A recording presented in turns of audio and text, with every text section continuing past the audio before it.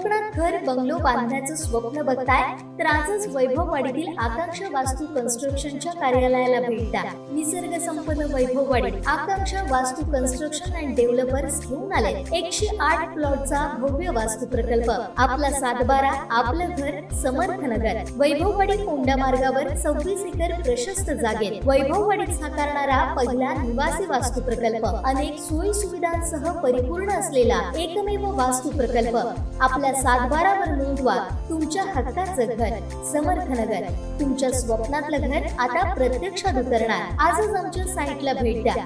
संपर्क गंगाधर केळकर 9175 40 67 64 94 22 39 46 25 आणि राजेश कुरसंगे 8850 14 11 67। मालवणचं ग्रामदैवत श्रीदेव रामेश्वर नारायण यांचा पालखी प्रदक्षिणा सोहळा मालवणवासियांच्या उपस्थितीत मंगळवारी पार पडला। संपूर्ण बाजारपेठ विद्युत रोषणाई, आकर्षक रांगोळी, विविध प्रकारचे देखावे करण्यात आले होते। फटाक्यांची आतषबाजीत भक्तिमय वातावरणात हा पालखी सोहळा पार पडला।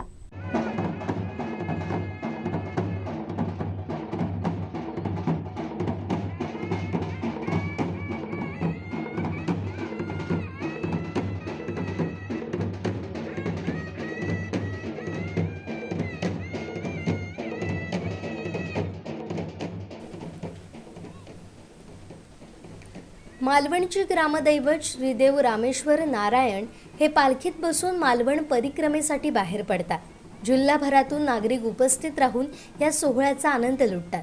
बुधवारी दुपारी 1 वाजण्याच्या सुमारास श्रीदेव रामेश्वर नारायण देवस्थानचे मानकरी श्री गावकर यांनी श्रीदेव रामेश्वर नारायणासमोर श्रीफळ ठेवून आणि मंदिराच्या गाभाऱ्यात बादेवा रामेश्वर नारायणा प्रतिवर्षाप्रमाणे तुझो पालखी सोहळा संपन्न होता। रीतिरिवाजाप्रमाणे या पालखी सोहळ्याक सुरुवात होता। सगळ्यांका सुखी ठेव, भला कर अशा आशयाचं साकडं घालत ढोल ताशांच्या गजरात आणि सनईच्या सुरात फटाक्यांची आतषबाजी करीत पालखी निघाली। पालखी जसजशी पुढे सरकत होती तसतशी शेकडो भाविक भक्तगण या मिरवणुकीत सहभागी होत होते। देऊळवाडा आडवण येथील श्रीदेवी सातेरीकडे विधिवत धार्मिक कार्यक्रम पार पडून आडवण भागातून पायवाटेनं तर शेतमाळ्यातून पालखी वायरी येथील तानाजी नाका इथं निघाली। तानाजी नाका इथं पालखी आल्यानंतर वायरी ग्रामस्थांनी पालखीचं स्वागत केलं। त्यानंतर वायरी भूतनाथ इथं श्री भूतनाथ देवी या आपल्या बहिणीची देवींनी भेट घेऊन तिला सांगणं केलं। या ठिकाणी भाविकांना दर्शन दिल्यानंतर पालखी वायरी मोर्याचा धोंडा इथं निघाली। मोर्याचा धोंडा या ठिकाणी मच्छीमारांनी पालखीचं मोठ्या उत्साहात स्वागत केलं। यावेळी मोर्याचा धोंडा श्रीदेव दांडेश्वर मुकरेबाग या किनारपट्टीवर मच्छीमारांनी पालखीच्या स्वागतासाठी पताके लावून होड्या सजवून जय्यत तयारी केली होती। यावेळी किनारपट्टीवर फटाक्यांची आतषबाजी करण्यात आली। यावेळी पालखीच्या दर्शनासाठी मच्छीमार बांधव आणि भाविकांनी मोठी गर्दी केली होती। मोर्याचा धोंडा इथं मोरेश्वराच्या भेटीनंतर पालखी दांडी इथं दांडेश्वर मंदिराकडे थांबली। दांडेश्वराच्या भेटीनंतर मकरेबाग इथं पालखी थांबली। यावेळी मकरेश्वर इथं पूजेचं आयोजन तसेच वाळूचं मंदिर साकारण्यात आलं होतं। किनारपट्टीवर ठिकठिकाणी भाविकांसाठी शीतपेयाची व्यवस्था करण्यात आली होती।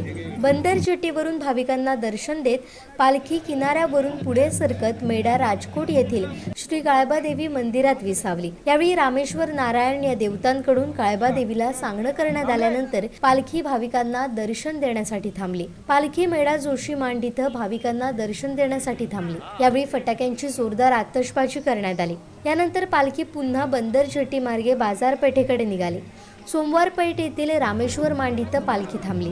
पालखी बाजारपेठेत आल्यानं देवांच्या दर्शनासाठी यावेळी भाविकांची मोठ्या प्रमाणात गर्दी उसळली होती। रामेश्वर मांड इथं पालखी थांबल्यानंतर बाजारपेठेतून पालखी परतीच्या प्रवासाला मार्गस्थ झाली।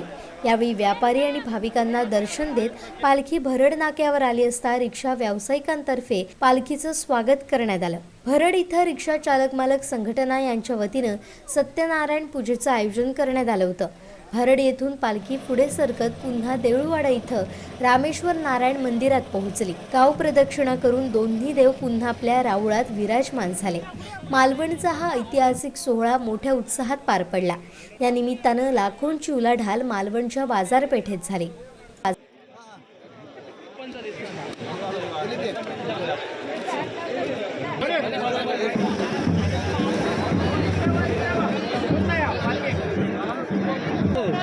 स्पेशल लागतले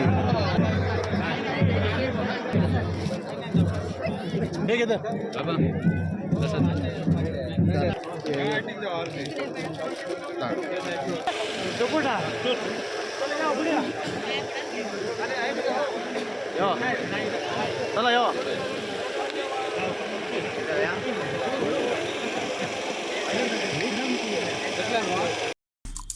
आमचे दिवसभरातले सर्व अपडेट्स, ताज्या घडामोडी आणि थेट लाईव्ह पाहण्यासाठी सबस्क्राईब करा, लाईक करा कोकणचं नंबर 1 महा चॅनल कोकण 7 लाईव्हचं YouTube चॅनल.